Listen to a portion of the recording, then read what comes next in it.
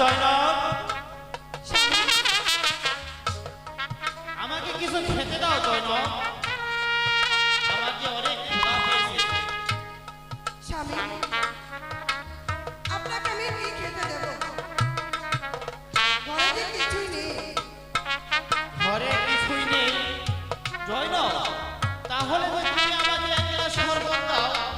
ঠিক আছে স্বামী, আপনি একটু অপেক্ষা করুন, আপনার জন্য আমি শরবত নিয়ে আসছি। আমি এই নামাজটা পড়ে নিই।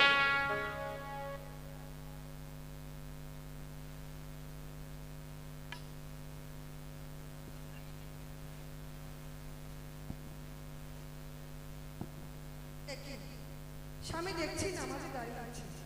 ঠিক আছে, শরবতের গ্লাসটা এখানে আমি রেখে যাই।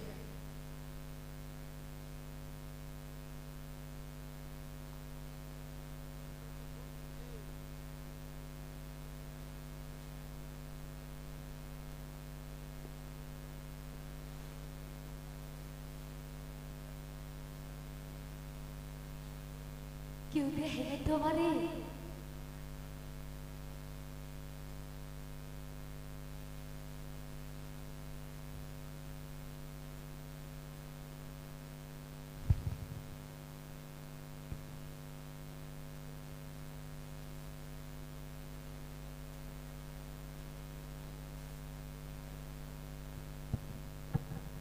কেউ দেখে নাই, শুধু তো নামটা কইরা থেকে যাই।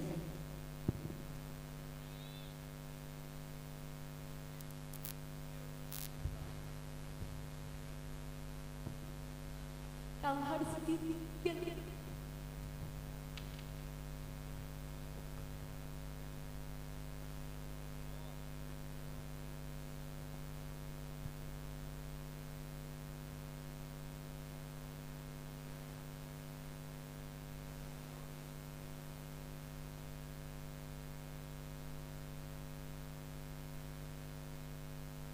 জয়নব, স্বামী, শরবত এনেছো? হ্যাঁ স্বামী, হ্যাঁ, এই তো শরবতের গ্লাস হাতে করে আমি দাঁড়িয়ে আছি।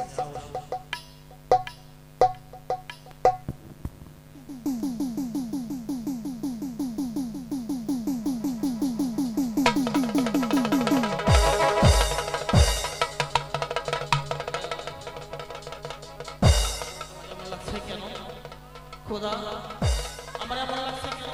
আহ, কি হয়েছে স্বামী? আপনি এমন করছেন কেন? স্বামী, তুমি আমাকে কি দিলে? কেন স্বামী? আমি তো আপনাকে শরবত দিয়েছি।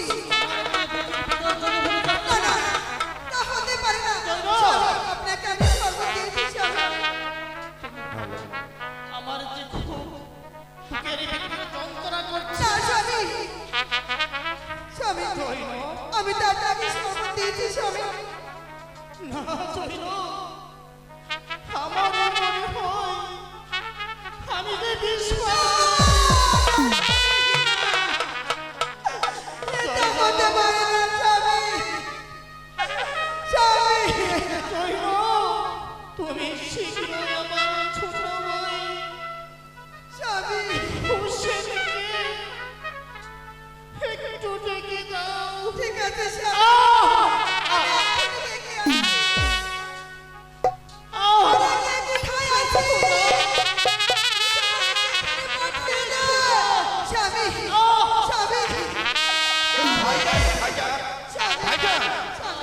স্বামী, আপনার কি হয়েছে?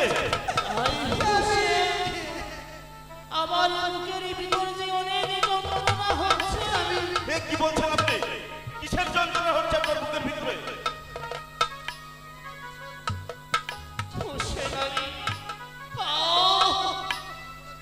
ভাইজান, আমার মনে হয় আমি বিষ পান করেছি। আপনি কি বলছেন ভাইজান? হ্যাঁ, আপনি বিষ পান করেছেন? আমি এ কেমন করে হলো ভাইজান? আমি জয়নবের কাছে একটু শরবত চেয়েছিলাম, সে আমাকে এক গ্লাস শরবত দিয়েছে। সেই শরবত খেয়ে আমার ভাইজান, না স্বামী, আপনাকে আমি বিল দিয়েছি স্বামী। আপনাকে আমি শরবত দিয়েছি। বিশ্বাস করুন ভাইজান,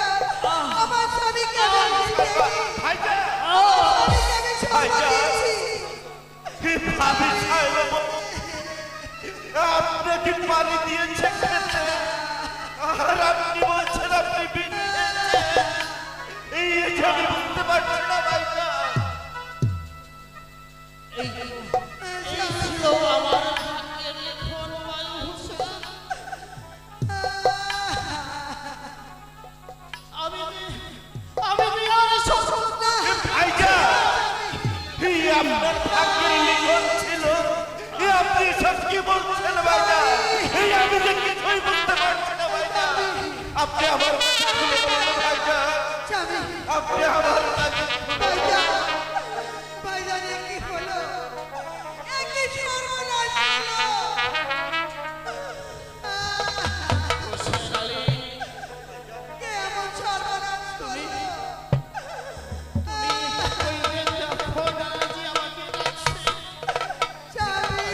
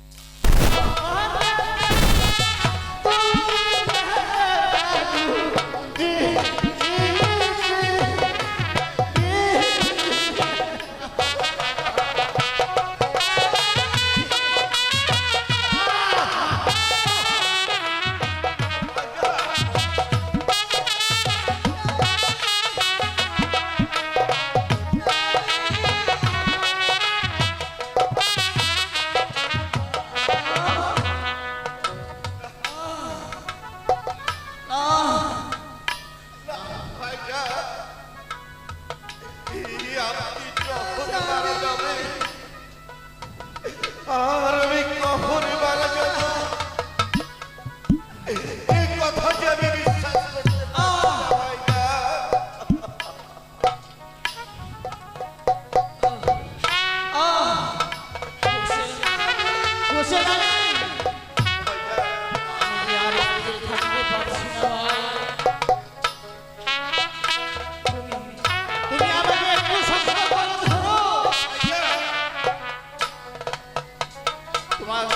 তোমার ভাই বিশ্বাস করতে হবে এই যে নানাজি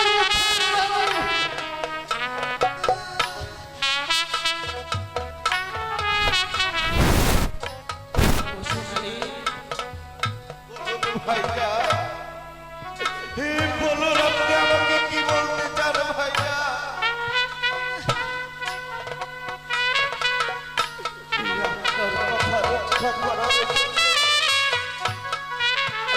আমার জীবনে যদিও চলে যায়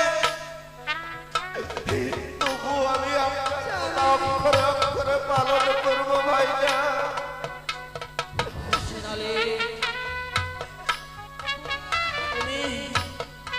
তুমি আমার কথা অক্ষরে পালন করবে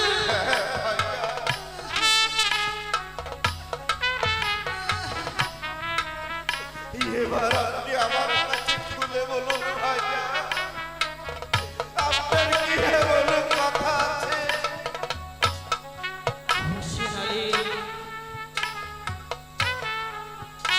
আমার একমাত্র কাশিমকে তুমি দেখে রেখো ভাই ঠিক আছে ভাইয়া আমি আপনার কথা রাখবো ভাইয়া হোসেন আলী তোমাকে আরেকটি কথা দিতে হবে ভাই বলুন বলুন ভাইজান আপনার আর কি এমন কথা আছে আপনি আমার কাছে খুলে বলুন হোসেন আলী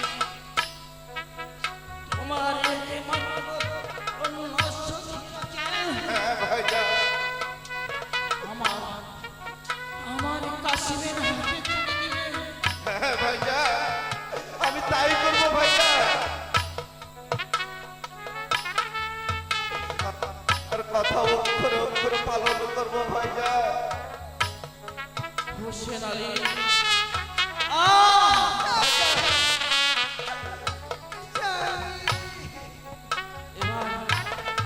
এবার আমি মোটেও শান্তি পাবো ভাই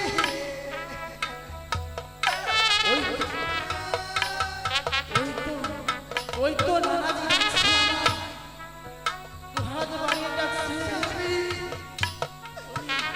তুমি আমাকে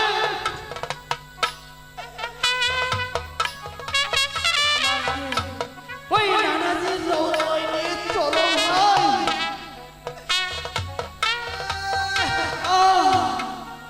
হোসেন আলী ওই তো নানাজি আমাকে ডাকছে নানাজি ভাইজান হোসেন আলী আমার মনে হয় সময় আমার আর সময় নেই। ভাইজান আমাকে একটু শক্ত করে ধরো। ভাইজান লা ইলাহা ইল্লাল্লাহু মুহাম্মাদুর রাসূলুল্লাহ।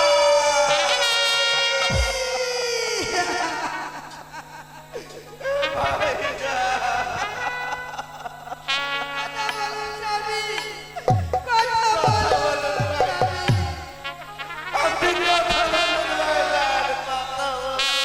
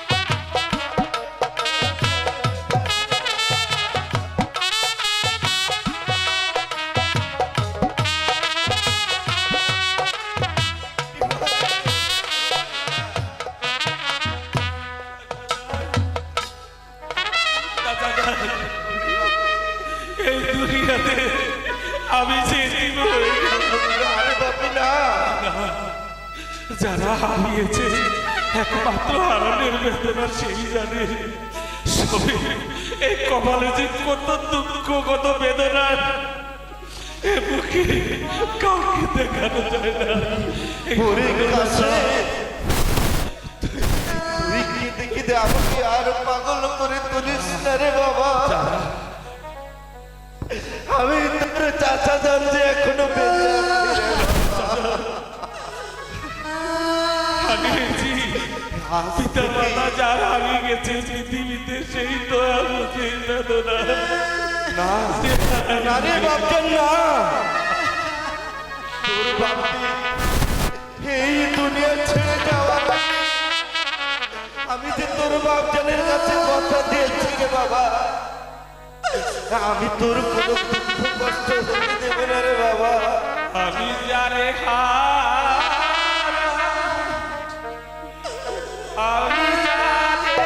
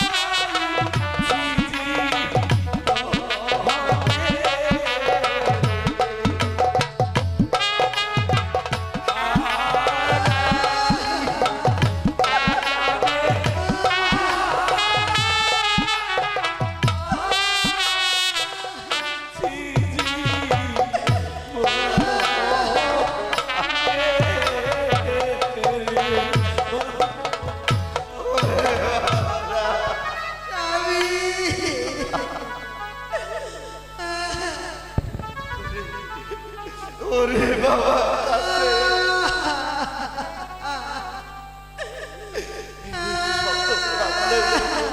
হুজুরকে আর আমরা ফিরে পাবো না রে বাবা। চল বাবা, তোর আব্বা হুজুরের যে সব কাজ করতে হবে রে বাবা। তুই আমার সাথে চল।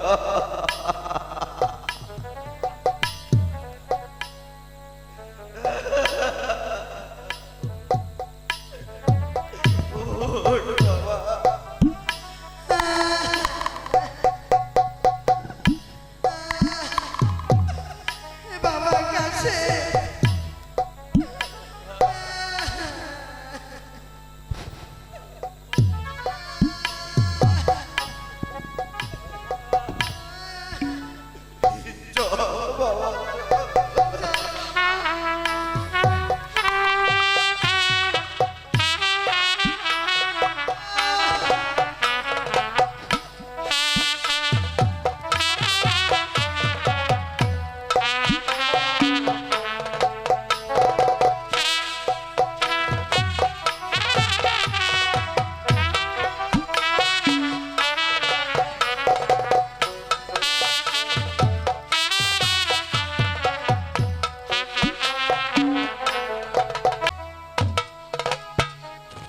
মহামন্ত্রী মারোয়ার, বলুন সম্রাট।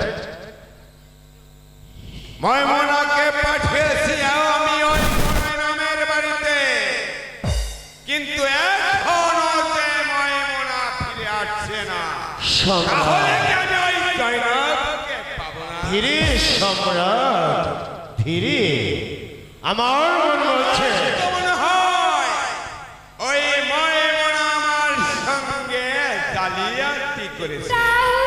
সম্রাট, ওই তো ময়মন আপনার দরবারে আছে সম্রাট। এই তো আমি আইসা পড়ছি হুজুর। এই ভয় না বেইমানি করতে জানে না। বলো, ময়মনা, কি হুজুর? কি সংবাদ নিয়ে তুমি আমার দরবারে এসেছো? সংবাদ ভালো হুজুর। আমার কাজ সংবাদ ভালো, একেবারে বলো। বলো তাহলে কি ওই বড় ইমামকে তুমি এই পৃথিবীর বুক থেকে চিরবিদায় করে দিয়েছো? হুজুর একেবারে এমন ভাবে বিষটা দিয়েছি, বিষ পান করে সঙ্গে সঙ্গে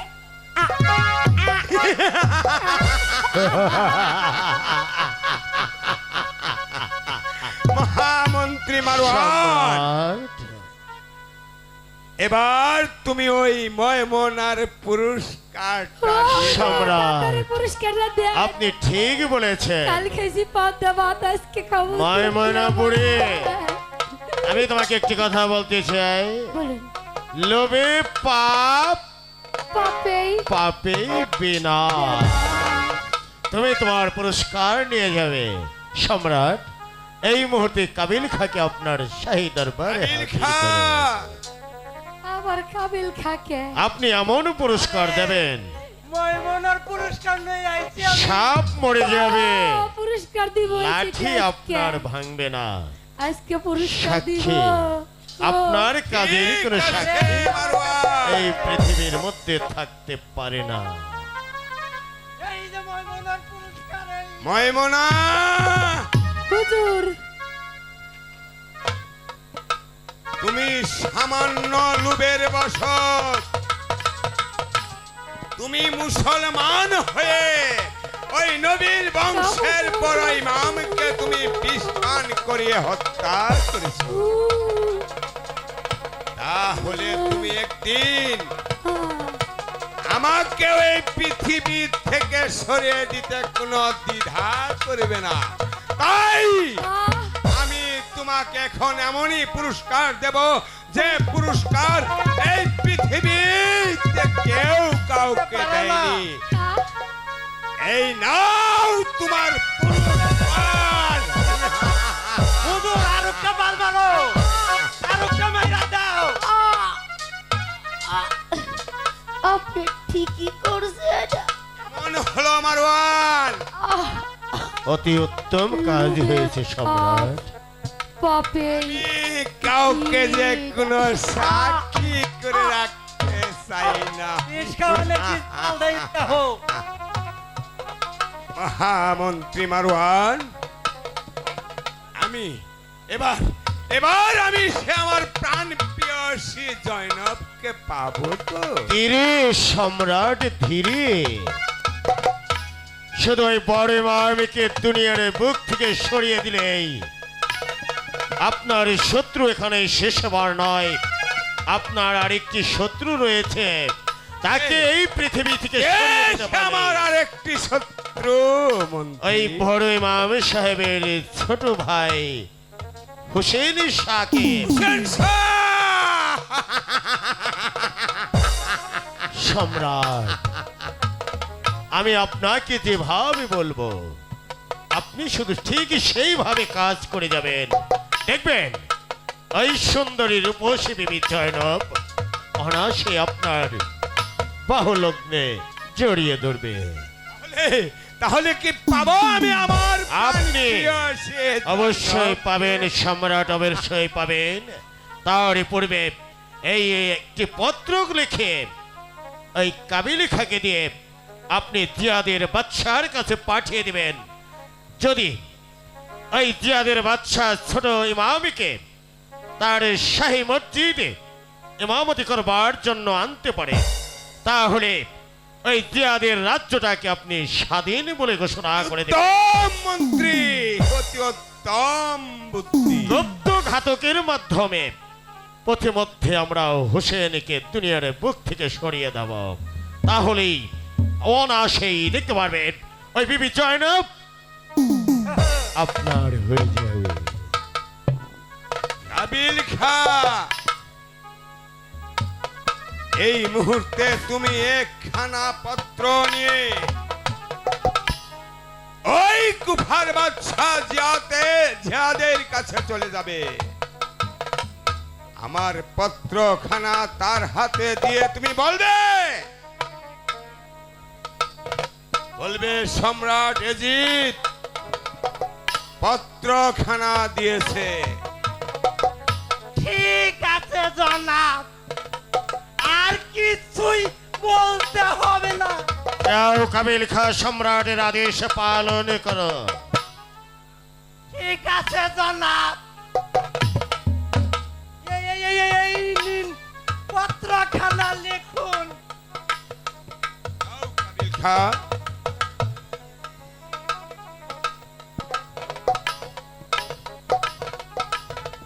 কাবিল খা, পত্র নিয়ে যাও।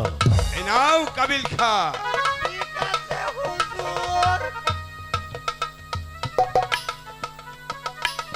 আমি আকাশ দিয়া হেঁটে হেঁটে ওই মদিনায় চলে যাব। কুফা চলে যেতে হবে কাবিল খা, তুমি কুফাতে চলে যাবে।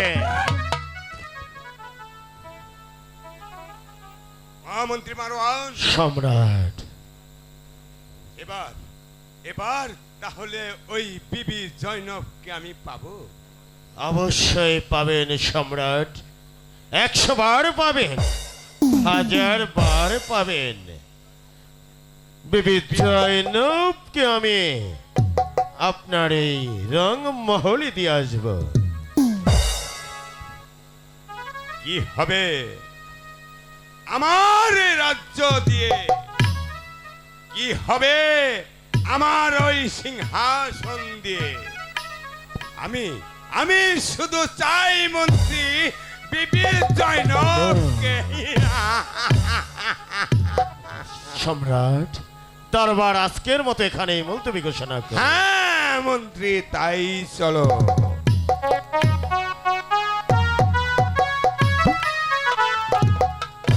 মদিনার বড় ইমাম, আমার হাতের প্রথম শিকার, আমি তাকে দুনিয়ার বুক থেকে সরিয়ে দিয়ে দিচ্ছি।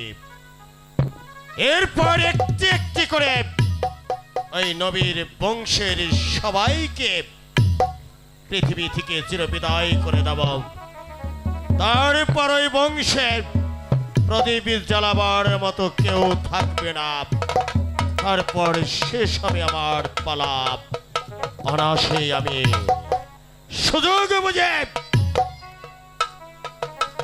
এজিদকে শেষ করে আমি হব দামেস্কের বাদশাহ।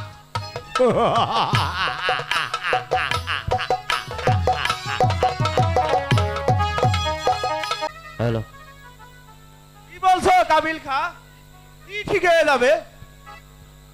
আরে আপনি যেটা ভাবতাছেন আমি ওইটারই একটা ব্যবস্থা করে এসেছি।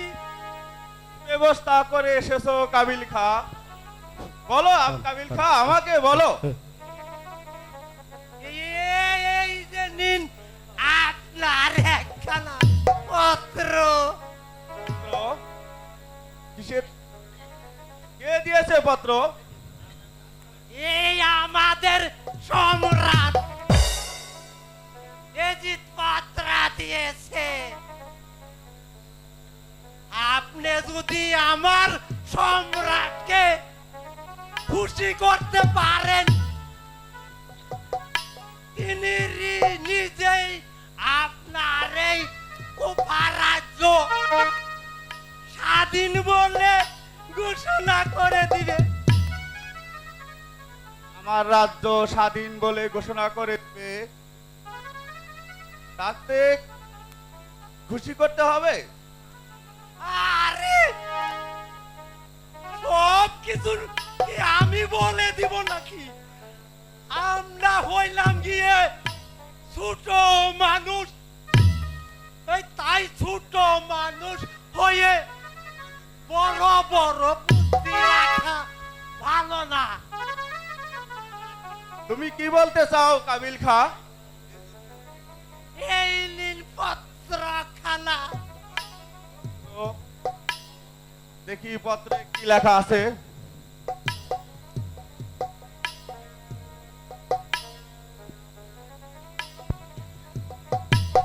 পত্রে লেখা আছে, ওই মদিনার ছোট ইমাম ওই হুসেনকে যদি আমি এই কুফার জানতে পারি তাহলে সম্রাট এজিদ আমার এই কুফা রাজ্য স্বাধীন বলে ঘোষণা করে দেবে। ঠিক আছে, উত্তম উত্তম কাজ কাবিল খা। কাবিল খা, আমি তোমাকে একখানা পত্র লিখে দিচ্ছি, আর সেই পত্র নিয়ে তোমাকেই যেতে হবে এই মদিনায়। কি বললেন? আমি আপনার কাজ করতে যাব কেন? আমি হইলাম গিয়া আমার সম্রাটের গোলাম। আমি আপনার গোলামি করতে যাব কেন? না না কাবিল খা, আমি তা বলছি না। আমার এই কুফা রাজ্য যদি স্বাধীন বলে ঘোষণা করে আমি তোমাকে অনেক পুরস্কার দেব। এবার আমি খুব পারি। 1 টাকা দিলে কাবিল খা। 1000 টাকার কাজ কইরা দিতে পারি। দিন, আপনি পত্রখানা লিখে দিন। এই যে আমার কাছে কলম আছে।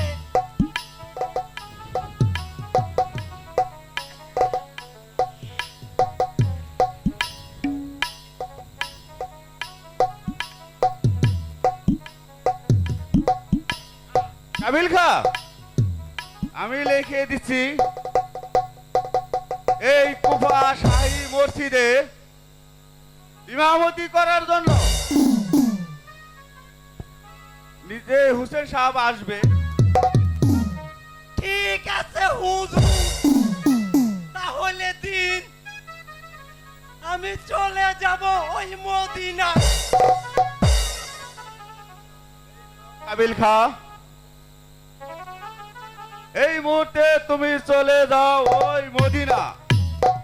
ঠিক আছে হুজুর, আমি আমি চলে যাচ্ছি ওই আকাশ দিয়া হেঁটে হেঁটে ওই মদিনায় চলে যাব।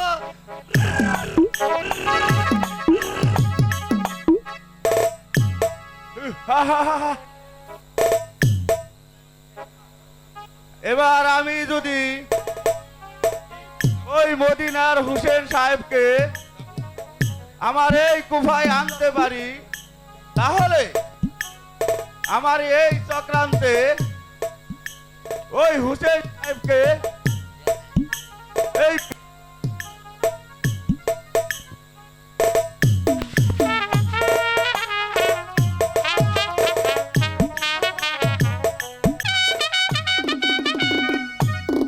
মন্ত্রী মারওয়ান, সম্রাট কাবিল খাঁকে পাঠিয়েছি বাদশাহ জিয়াদের দরবারে, কিন্তু এখন পর্যন্ত কাবিল খা ফিরে আসছে না কেন? সম্রাট, হয়তো কাবিল খা আমাদের শাহী দরবারে আছে সম্রাট। আমি এসে পড়েছি জানা। বলো বলো কাবিল খা, কি সংবাদ নিয়ে তুমি দরবারে ফিরে এসেছো? সংবাদ খুবই ভালো। বলো বলো কাবিল খা, বাদশাহ জিয়াদ কি বলেছে? একেবারে রাজি হয়ে গেছে হুজুর। রাজি হয়ে গেছে? হ্যাঁ হুজুর, আপনার পত্রখানা দেওয়ার সাথে সাথে সে আরো খানা পত্র লেখে ওই মদিনায় পাঠিয়ে দিল। আমি চেয়ে দেখলাম।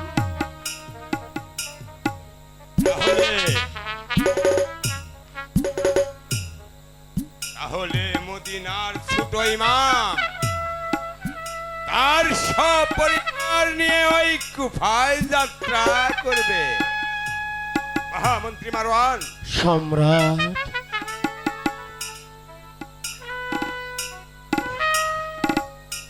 হত্যা করবেন মানে একেবারে দুনিয়ার বুক থেকে সরিয়ে দিতে হবে সম্রাট। আচ্ছা কাবিল খা, বাদশাহ জিয়াদ আরো কিছু বলেছে তোমাকে? বলেছে হুজুর, বলেছে। কি বলেছে কাবিল খা? তুমি সব কিছু খুলে বলো। হুজুর, আপনি যেভাবে বলেছিলেন আমি ওইভাবেই বলেছি। ওই হুসেন সাহেব আসার সাথে সাথে ওই হাজার হাজার সৈন্য নিয়ে হুসেন সাহেবের উপরে একেবারে ঝাঁপিয়ে পড়বে। আর আপনি সৈন্য বাহিনীকে বলবেন ওই ফুরাত নদীর পানি জানো একেবারে গরম করে রাখে। ঠিক আছে কাবিল খা, আমি তাই করব।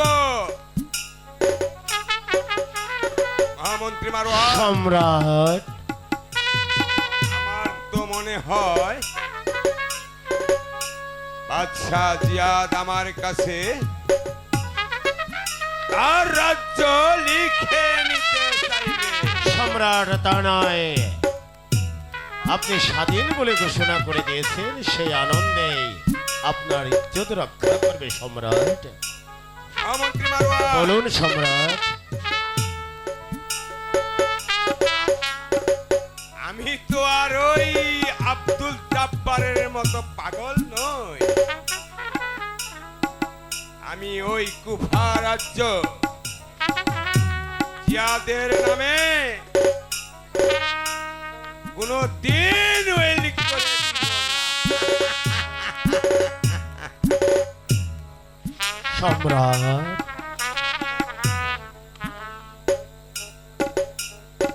আপনাকে রাজ্য উল করে দিতে হবে না সম্রাট।